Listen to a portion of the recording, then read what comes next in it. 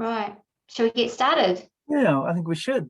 Okay. All right, thanks, Dianne. So kia ora koutou, everybody. Welcome and thanks for joining us on our Farm Environment Mapping webinar. I'm Rick Balfour, as the New Zealand Landcare Trust Waikato Catchments Coordinator for the Waikato region. And this is one of the first of our series of mapping seminars or webinars that we're running around the country with Dianne Zucchetto, who's with us as our GIS specialist. And this particular one for our area has got a little bit of a focus on mapping and understanding the biodiversity of your own farm, as well as a little bit about the catchment that your farm is within. So we'll have a little bit of a flavour there. And so we'll carry into the actual webinar right now, and we'll go to the next slide, please.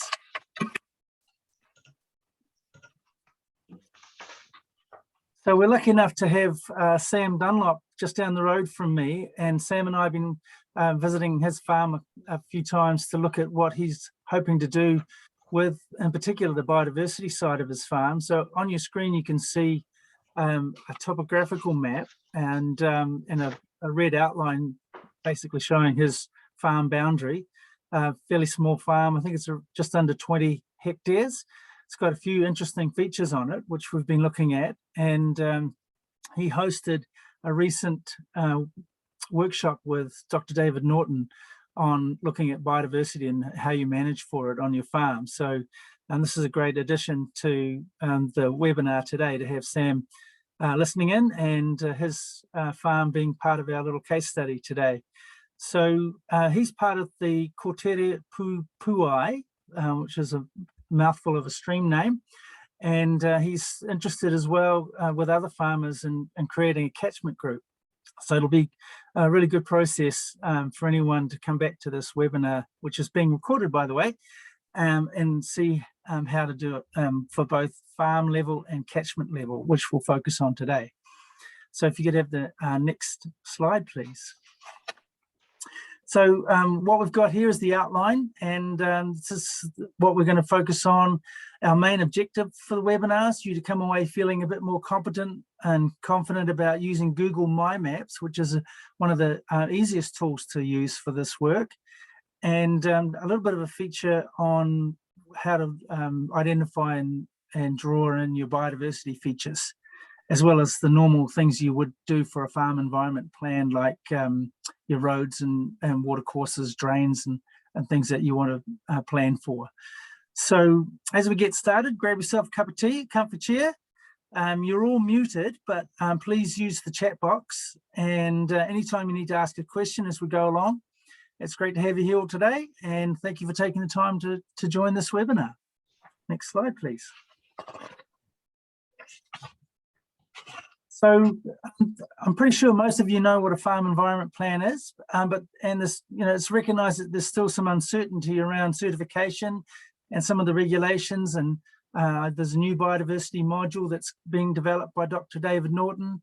So there's more information coming along, but one thing's clear, and that the farm environment plan is a really useful tool for your farm and allows you to front foot things that you're managing for as the regulations come along, and as you get to know some of the specifics, you'll be ahead of the game. So ideally, a farm plan should help you see where you fit into the wider catchment, which is our little focus today as well. And it'll help you record the things that you want to do, the things that you've already got underway.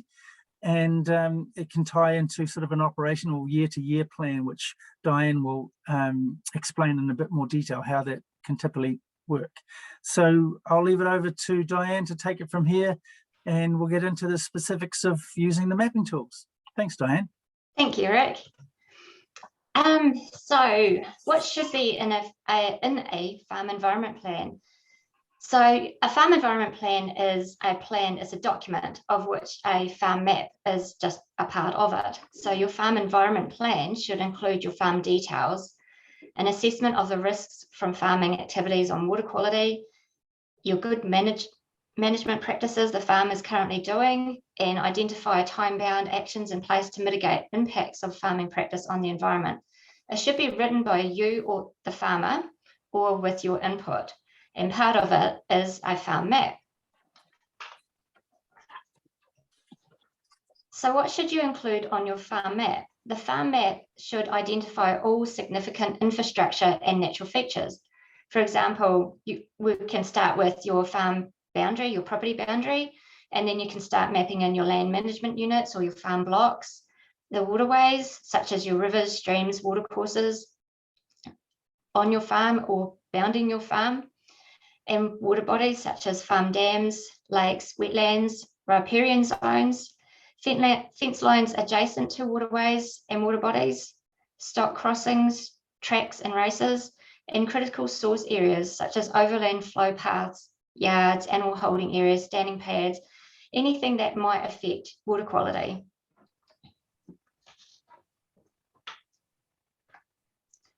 There are a few free mapping tools that you can use to create your own farm plan, and I've outlined them here, and they start with Google My Maps, and with a steep learning curve, goes up to QGIS. So I'll outline what these each look like in the following slides. So this is Google My Maps. For each of these slides, using the different applications, I'm showing my farm, and so you can see what my farm will look like in each of the different applications. This webinar is going to focus on using Google My Maps for creating your farm map, and this is because Google My Maps is a simple and easy to use tool where you don't need to download any software or save your files to your computer.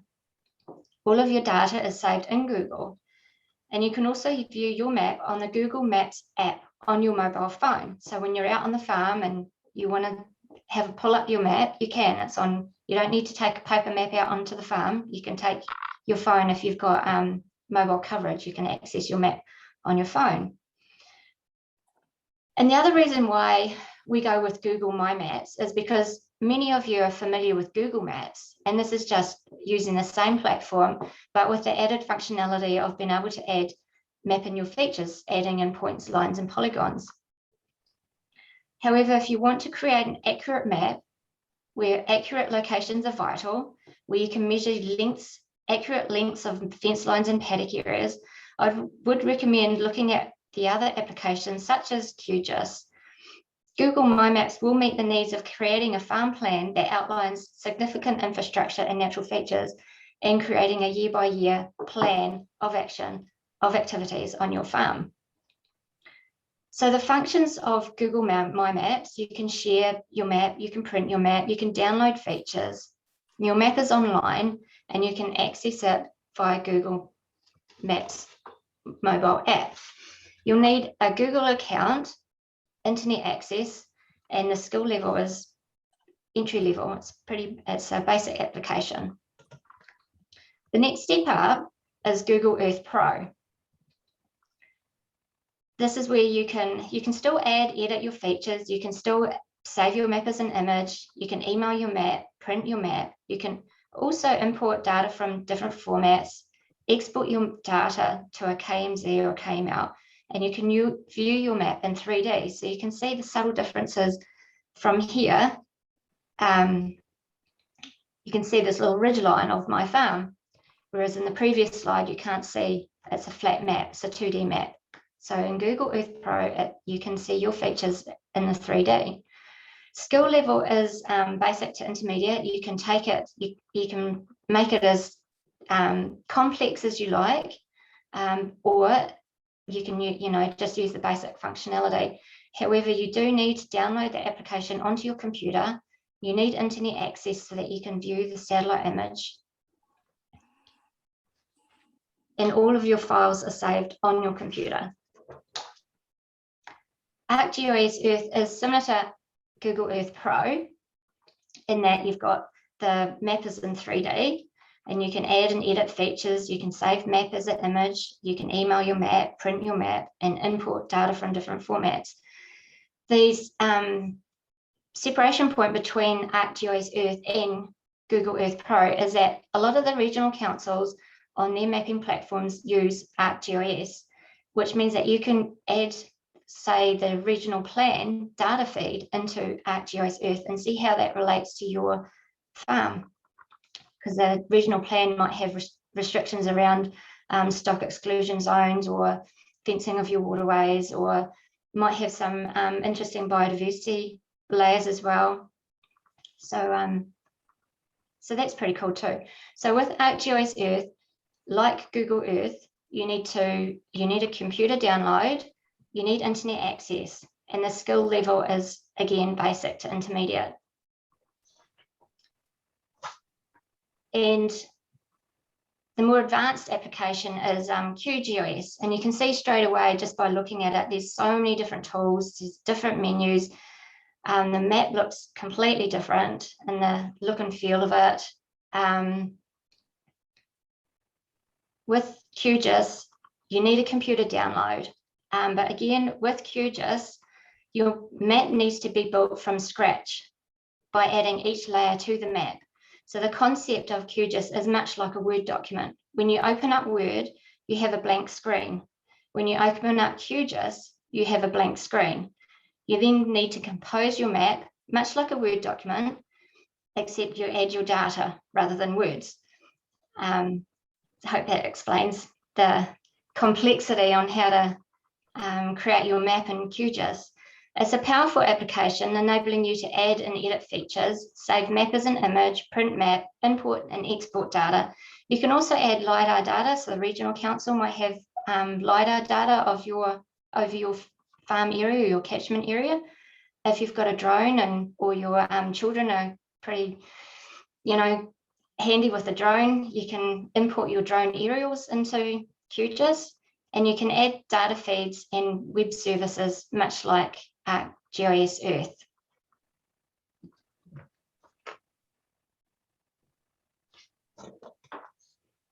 So the next part of the presentation will show you how to use Google My Maps to create your farm map. So you access Google My Maps using the link at the top here. You can either search for it in Google and or enter the URL. But first, you do need a Google account. If you've got Gmail, that means you've got a Google account. So you sign in with your Google login. If you don't have a Google login, you need to create one. So once you've signed in, you click Create a New Map. And then you click on, you're given this little presentation. So you've got your little map and then this side panel. So you want to give your map a name. So you click on Untitled Map and you can give it a title. So I've just put Smith's Farm Environment Plan. And the next thing, you've got these layers, untitled layer. So you want to rename this existing or current. So the first step we're going to do is map your existing features or your current situation, such as your farm boundary, your waterways, your planting that you've already undertaken or areas that are already, been planted out, your erosion-prone land. And to make it easier to map your features, you probably need to switch to the satellite image base map, because you can see on the map here, you can't actually see anything to map. And if you put on the satellite image, you'll be able to use that to map your waterways and your fence lines. So you start mapping by adding a line feature. And a good starting point is your farm boundary. And then you can add in your waterways and your water bodies and your farm races, stock crossings, etc. As you draw your features, give each feature a name and a colour for each theme. So for example, waterways are generally blue, planting areas are generally green, and then your at-risk areas or your critical source points will be orange, or you can scale it up to red depending on how critical they are or how at risk they are. And then we can add a new layer and call it planned 2021-2022. And so this is your planned works for the next financial year. And so you might want to plan fencing off your waterways or plan your planting areas. And as before, you draw your features, give it a name and a colour.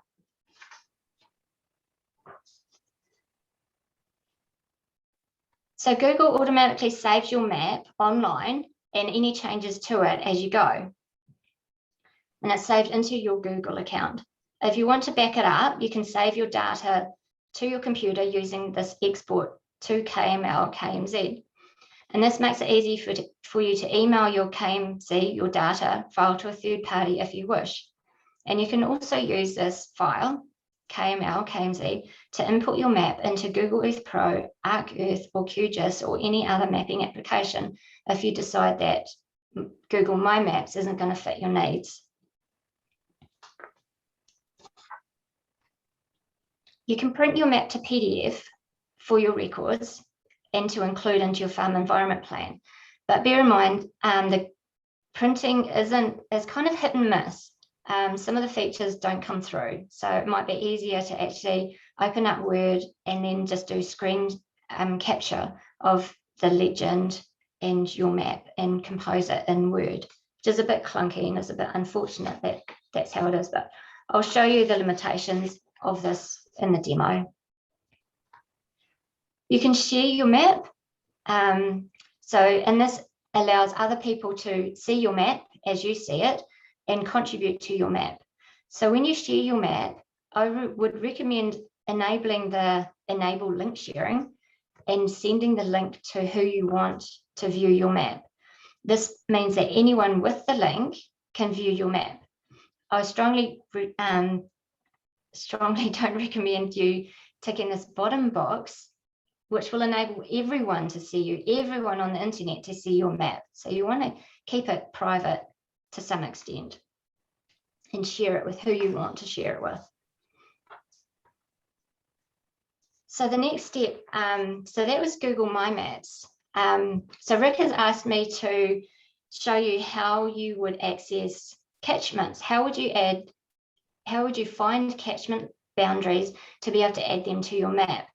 So you can go to the MFE, Ministry for Environment Data Store, from this link at the top here, and you can search for catchments. And as you can see, I've searched for catchments and there's 51 different results. There's lots of different catchment layers. So your link here coordinator will be able to help you decide, figure out which catchment layer would be more suitable for what you want to achieve, or your regional council will be able to help you there as well.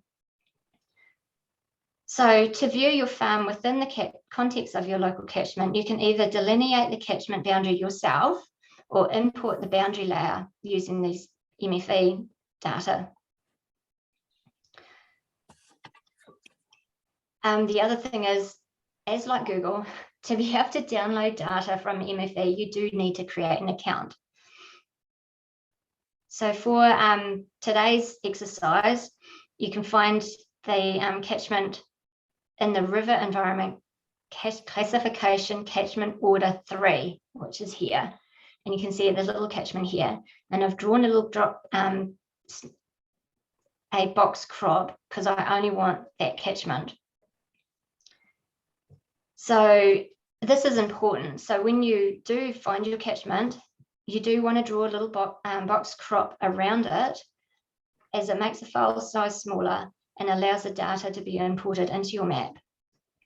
And I'll take you through the steps to do that in the demo.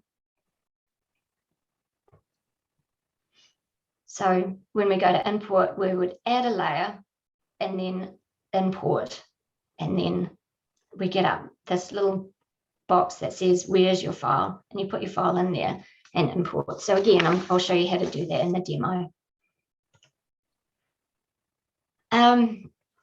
So I've imported the catchment into here, and you can see I've got all those extra ones and it's blue, and you can change the colors and you can delete the bits that you don't need. Another layer that might be interesting in the context of this presentation is biodiversity layers. So this layer here is the Indigenous Vegetation Cover Remaining and Protection 2001 to 2012. And this is the layer that is referred to for the national priority areas for the Statement of National Priorities for Biodiversity. It's a bit of a mouthful. And in that layer, we can show where the national priority 1 areas are. So I'll show you that in the demo, which is this bit now. Anyone have any questions so far? So you got that chat function you can use. So when you go to Google My Maps, you're presented with a screen, and you may not have any maps because you probably haven't created any yet. So we're going to create a new map. Come on. And this is going to be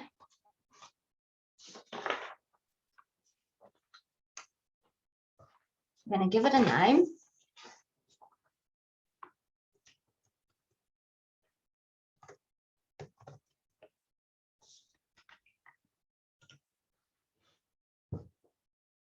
And I'm going to import that. Before I import, we'll go to that data, the MFE data feed. And there's my catchment layer there. So what we do is we select our crop and we crop out our little area that we want. And then we hit download. And we want to select Google Earth KML. And we want to make sure that it's less than 5 megabytes. And then we hit accept terms and download. So I prepared one earlier.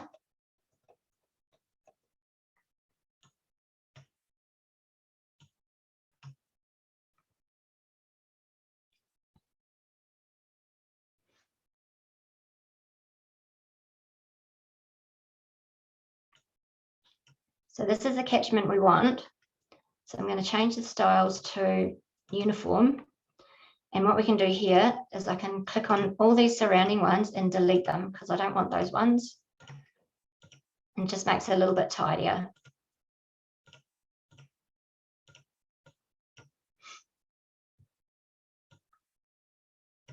So there's our catchment. And we are looking at the Dunlop farm, which is at just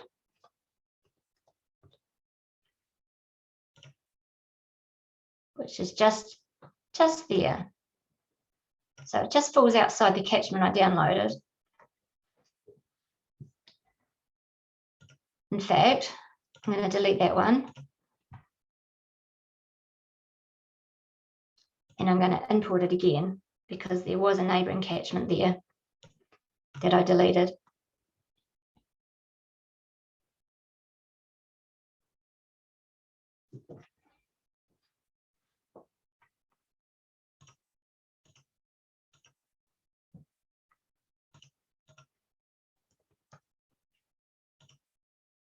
Here we go. So I spliced the side off it, but that's okay. We'll just leave it as it is. So that's the farm that we're going to look at. And as you can see, we can't actually see much because we haven't switched our base map. So I'll switch base map to the satellite. And there we go.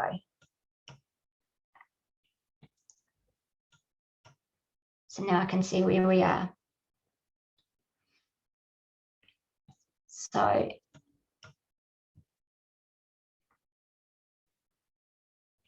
Sam has asked that we use his farm as an example for farm mapping. So what we'll do is we'll start with the property boundary. So I'll switch my base map back to the street map because there you can see these boundary lines. So I'm not exactly sure whereabouts Sam's property starts and ends. So I'll just follow these.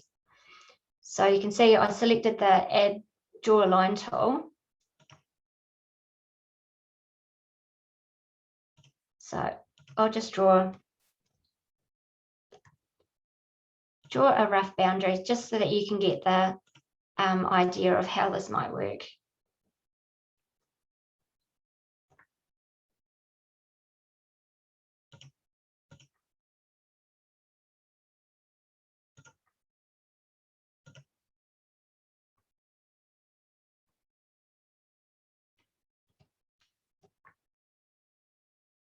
little bit of zooming in and zooming out so that you can see where you are.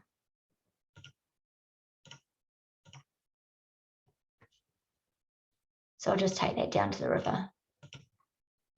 So when you're drawing a polygon, you double click on the point that you started, and that closes off the polygon. And what I did there is I added that to our catchment layer, which is what I shouldn't have done, but that's okay.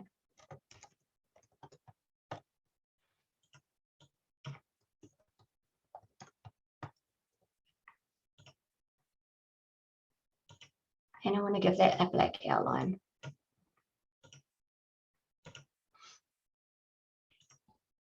So what I should have done was added a layer here and called that current.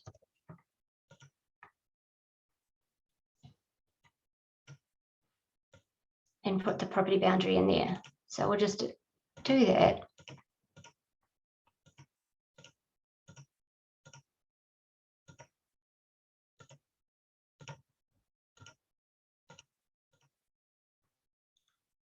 There we go.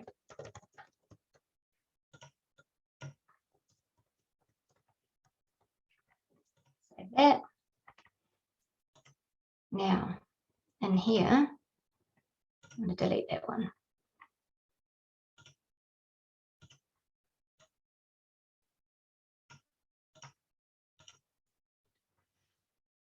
Right, so we've got our property boundary. And then I'll start mapping features in there. So to avoid confusion, we'll just turn off the catchment layer. And then I'll switch back on the satellite image. And so we'll map these forested areas. So these forested areas, these two have been harvested. So if you want to know which layer, so you see how I accidentally added the property boundary to the river, to the catchment layer. See how there's a subtle blue line next to it? That tells you which of these groups of layers you're going to add your feature to. So I'll click on current, and I want to turn off my catchment boundary because it is a bit confusing. And then we'll map in these forested areas.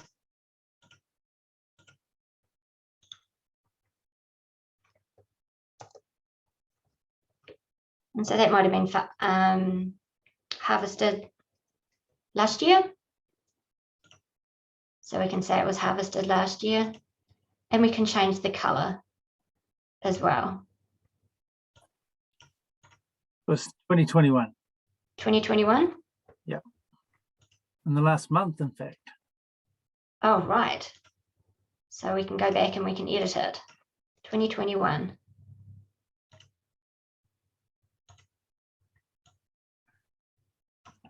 Still happening as we speak, as Sam says.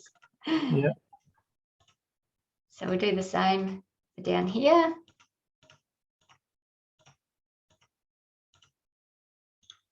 Same thing. So these are 2021 as well? Yep. Okay. We'll give it that. What colour did I give it? That colour. And like any farmer with a recent block that's been harvested, the next question is, okay, what are the options coming up to either replant in pines or a mix of other species, or even back into native vegetation? So those are some of the things that Sam's considering now. All right. Trying to get them the same colour. They look different colours. Pretty close. Okay. And then on my imaginary farm boundary, it goes through the middle of this piece that was harvested 7 years ago. Looking at this map that Sam provided, I think it's that bit there. That's right. So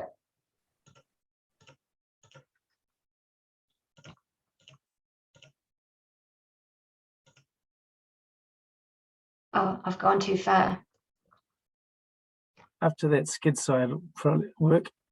Yep. So I'm just going to cancel that and delete it and start again. So that's skid side. Well, go along the just above that biodiversity area that you're sort of in right now, because that's that little hot spot on his place. Right. Yep. Yep. But it's just a demo, so you can see. Yeah. Yeah. So we'll just go up through here. You can see the different age trees. And then we can say harvested. 2015, I guess. 2015. Just for argument's sake. Yep. And we'll just give that a slightly different shade of. Right. And then the other things you want to map is the this lovely river that runs along the boundary here. So we'll just map in the river.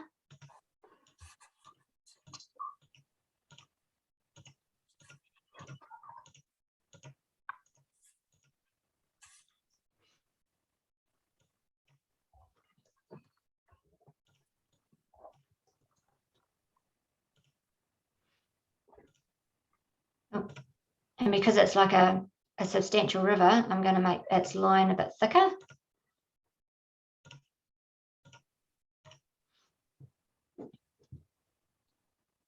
You could do a smaller line on the Koterepu Puai stream, which is on his western boundary there. Western boundary. You can see Oh, it this little one. Yeah, that one. Okay. Yeah, we'll put that one in.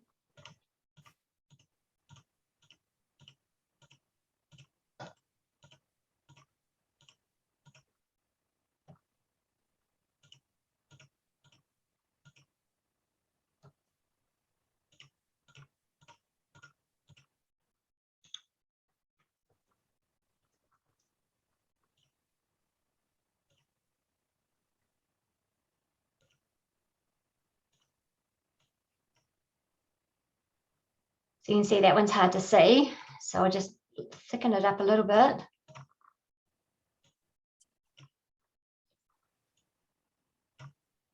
Right. And then since I've mapped in the river, more than likely it's fenced off. Oh, you can see it's fenced off. So we'll map in that fence as well.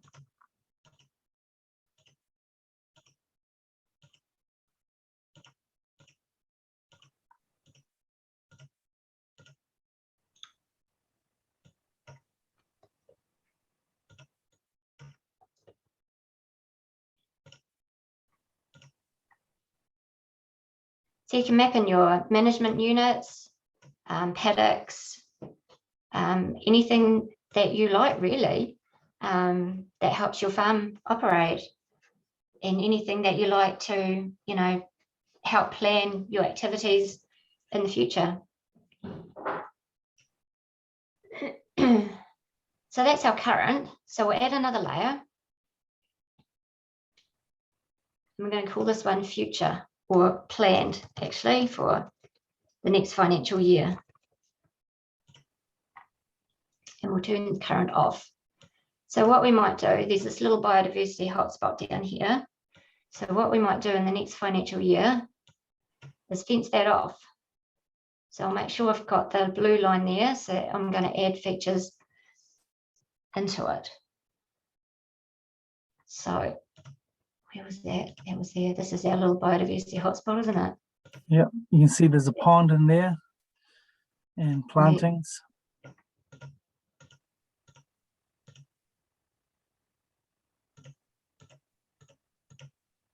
So just for this exercise, I'm going to say we're going to fence that off, because we want to protect the plantings and the pond, all that hard work that you've already undertaken. But no doubt it's already fenced off.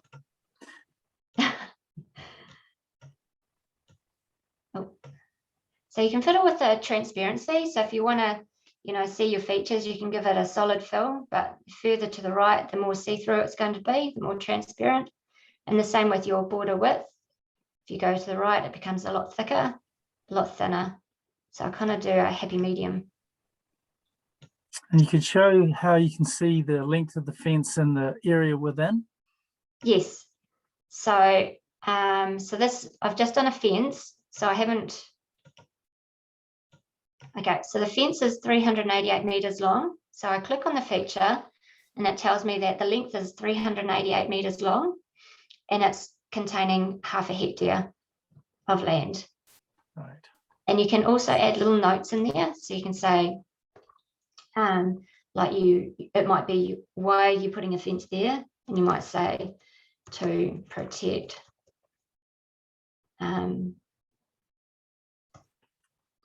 from stock or something. Yeah.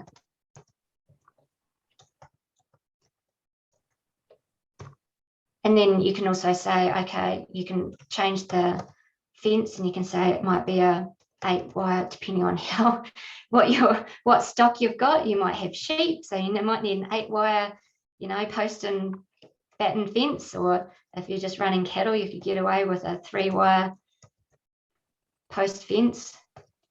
So you can put those features in there, or you can put those features, that explanation, you can put those down in the little description box here. Post and batten. Post and batten 8-wire. That'll keep them out. And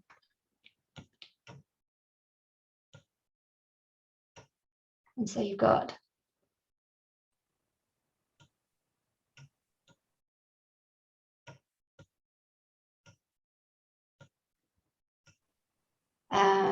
okay, so down here.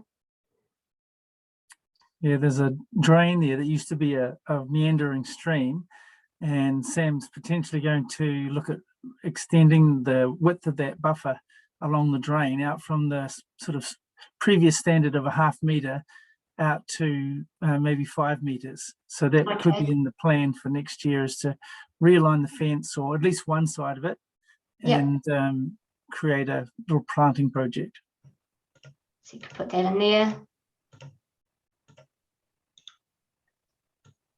So you put fence, skin thing, fence.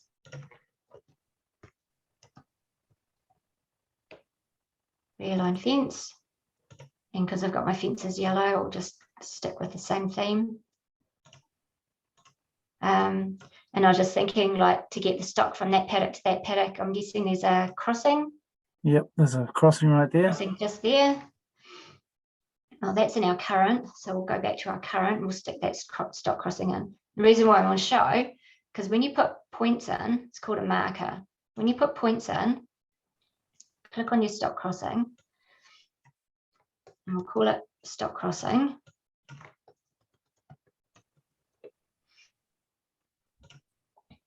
And we can change the style. So this little marker is not very interesting. There's all these different little icons that you can add. So for a stock crossing, probably want to put a little cow there because it's a cow that's going to use the stock crossing. So I always find that pretty cool. And it's and that was probably one of your critical source points as well, because it's erosion prone. So you'll change the color to give it like a level of risk color.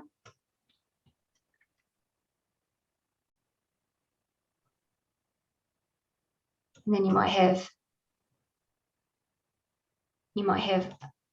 in your plan, you might go, okay, I actually need to put a crossing over here because I've fenced off my waterways and I can't get my cattle through. So we might need to stick one over here. So again, we'll put that in our planned. And see how my little cows now come up on my other icons that I've used. And that's not necessarily a critical source point. So you can choose because it's your planned works, you actually want to protect that waterway by sticking a crossing in there, because there may not be one there at the moment. I'm just throwing examples out there of, you know, things that you might need to think about. And then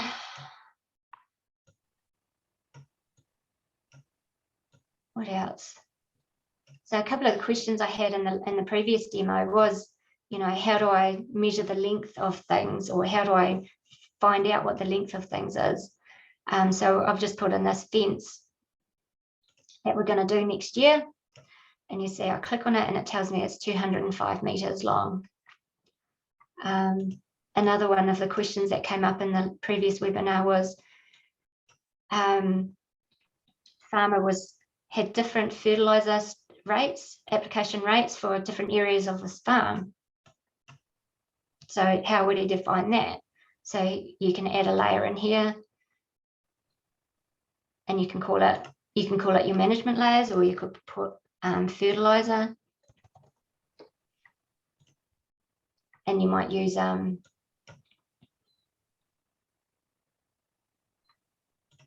these just examples. So this might be one management unit over here that you, because it's nice and green, that you apply a different rate of fertilizer to. So you might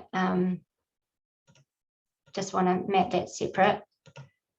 And it's also a way to keep track of your fertilizer application. So you might say, okay, in 2020, I applied dicalcic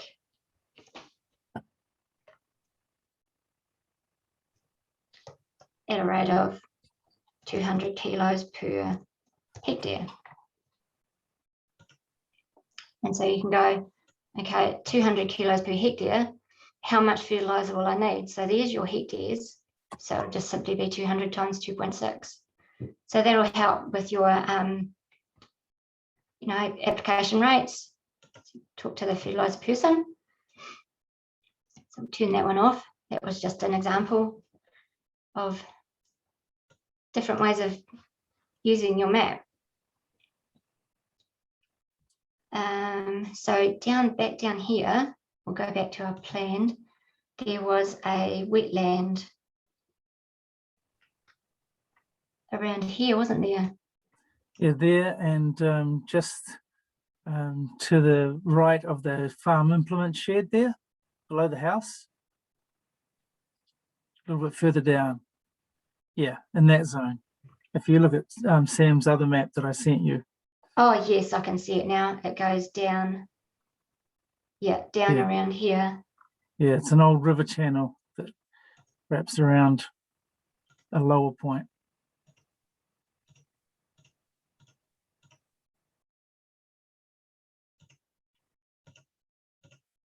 So we'll just map this part of it, and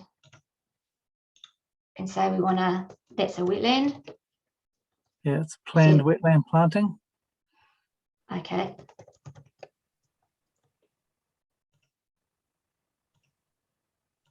And then I usually give trees a green. I mean, you use green against a green satellite image, you fiddle around with the different shades of green so that you can still see it, so it doesn't get hidden. And so again, you click on that and it's 0.2 hectares. So you can figure out at what planting rate, how many plants you'll need to fill that area. And if you've made a mistake on the boundary, you need to drag the boundary. How do you do that?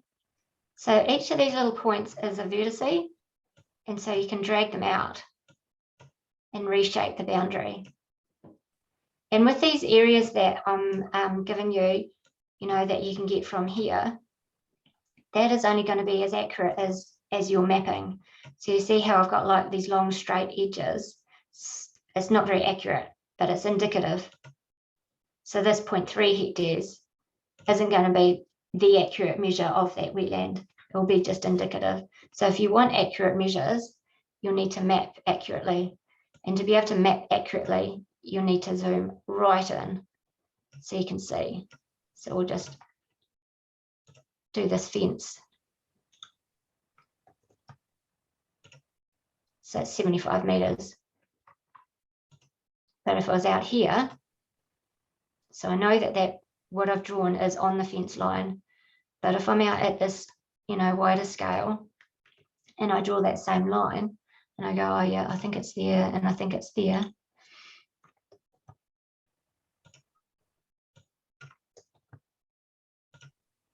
$79. So there's only 4 meters in it. But if it's a bigger area, a bigger feature, that difference is going to be bigger. And so if I don't want that feature there, I can hit the delete button there. If I don't hit the delete button there, I can go in here and go, okay, well, that's 75 meters. That was the accurate one. This is a 79. That's not very accurate. So it comes up with that same pop-up. So I can hit delete.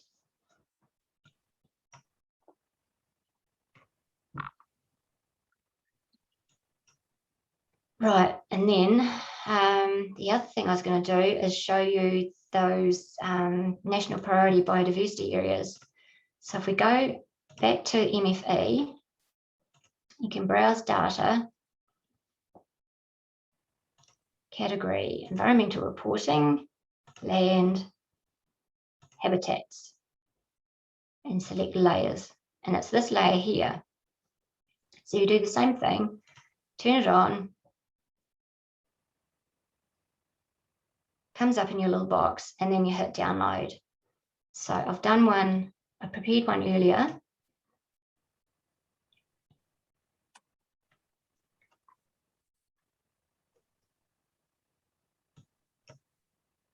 I go import.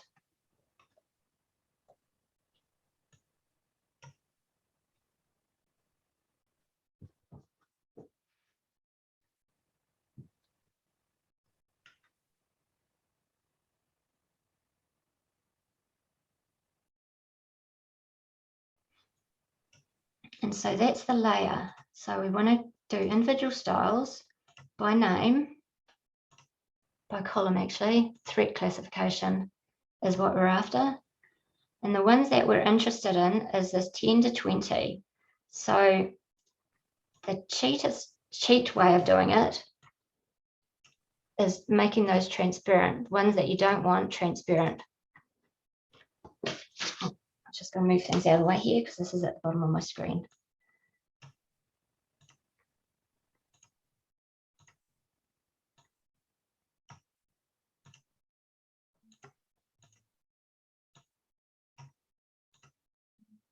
So what we should end up with is the 10 to 20 and the less than 10. And so these are the priority areas 1 in the national policy statement.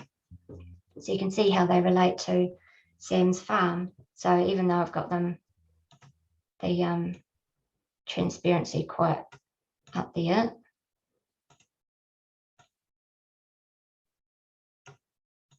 So there we go. So we can see there's some really nice indigenous vegetation on Sam's farm that is less protected. So what Sam's doing is actually really cool because means that he's going to be protecting these rare and threatened species.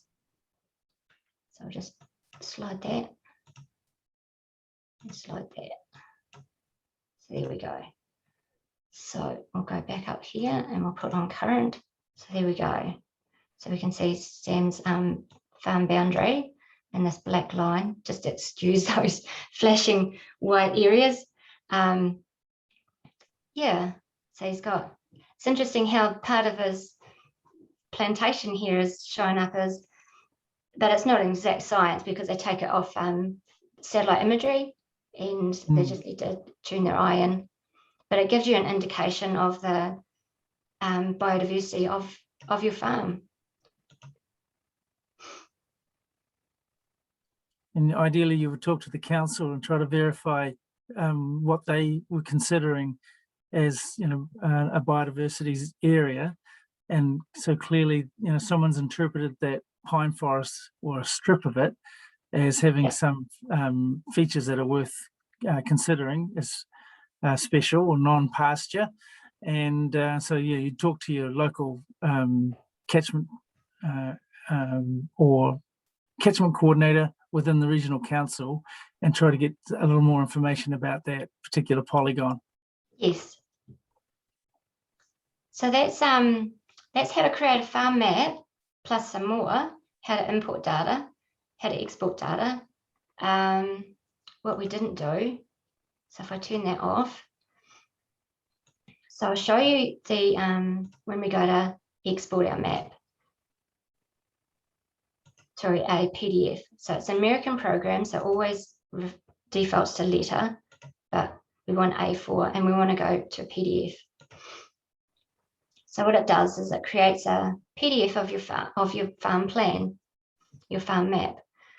But see how it's it turned off that biodiversity layer and it switched it back on. See how it's zoomed so far out you can't actually see what we've just done. So it's not an exact, and it's also turned on other layers that we had switched off. So it's a little bit clunky in terms of creating a PDF of your farm plan. So the easiest way would be just to do a screenshot. So you might want to do a screenshot of like your current, do a screenshot and then turn that off, and then a screenshot of your planned, and then put that into a Word document. And then when you go to export, you export the entire map, or you can export each of the individual layers that we created, but I'd recommend exporting an entire map. And then you go download, and you can open that up in any one of those other applications that I mentioned earlier, Google Earth Pro, ArcGIS Earth, or QGIS. Or if you're working with a catchment coordinator or your neighbour and you want to collaborate and share data, you can email it to them that way too.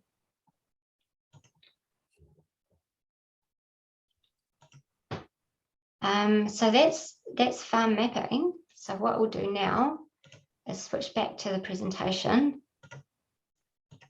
and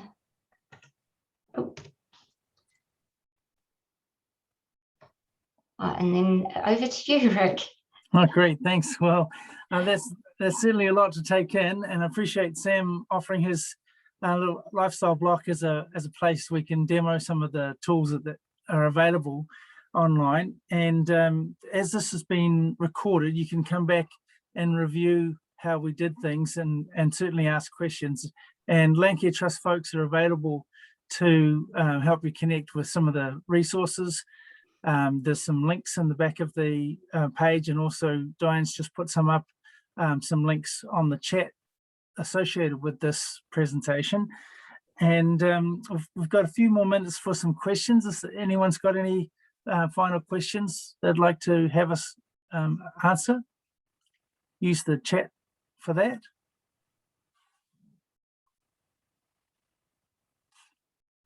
Not seeing any questions yet. Must have blown them away.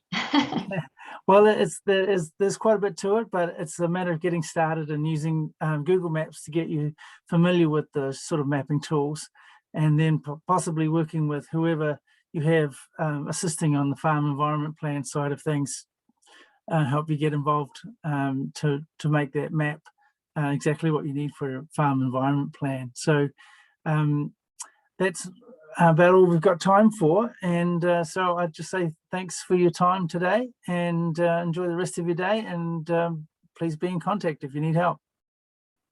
Cool. Thank you. All right, thanks everyone. Right.